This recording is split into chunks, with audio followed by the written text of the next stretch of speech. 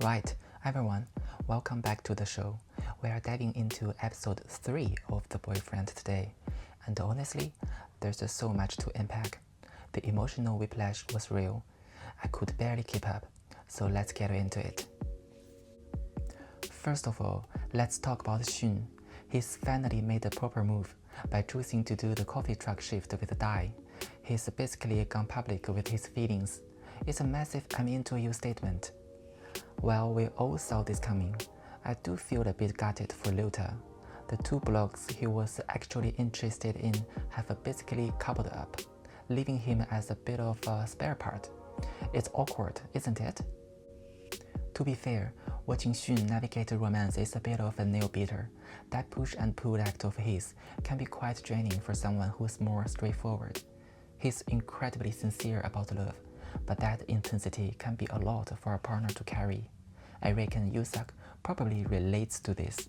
Being a bit rubbish at expressing yourself really does make things harder in the dating game. It's likely something Yusak has struggled with before.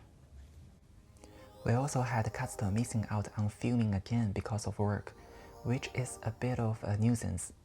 It really messes with the flow of the show.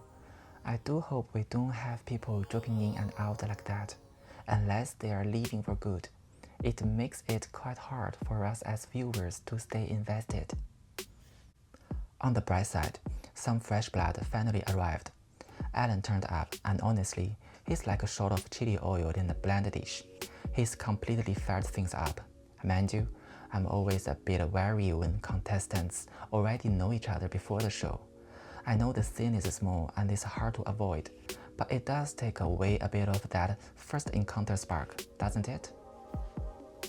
The most heart-wrenching bit of the episode was definitely when Xun opened up about his past, finding out he grew up in an orphanage after being abandoned. It explains so much. That coldness or distance he sometimes shows, it's a classic defense mechanism because he never had that parental love growing up. He's clearly someone who's desperate for security. On a different note, Gensa talking about his late father's respect for him was incredibly moving.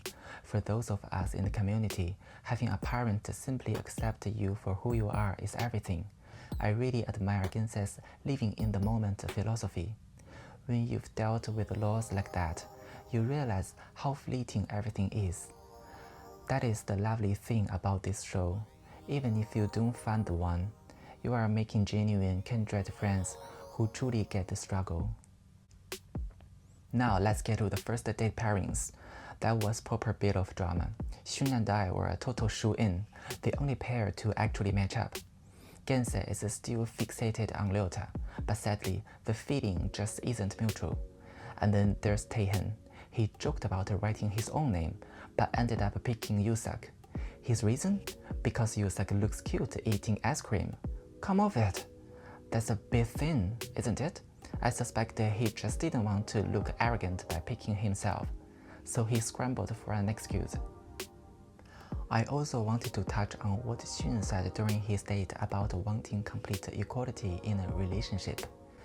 If I'm honest, it sounds a bit too idealistic. In reality, a perfect 50-50 split is almost impossible to maintain. Subjectively, it usually feels more like 49-51 or even wider. I don't think absolute equality is the be-all and end-all. Sometimes a 20-80 dynamic can be a perfect fit if people complement each other well. The real kicker was the end, though. After their trip to the aquarium and the zoo, Xun is suddenly annoyed with the Dai again. As a viewer, I'm baffled. I suspect Xun might be a highly sensitive person. If the smallest thing feels off, his internal alarms just start blaring. This episode was a proper emotional roller coaster. I just hope Xun finds a bit of zen in the next one. What do you lot think about this idea of a perfect equality in love? Let me know your thoughts. Catch you in the next one. Cheers.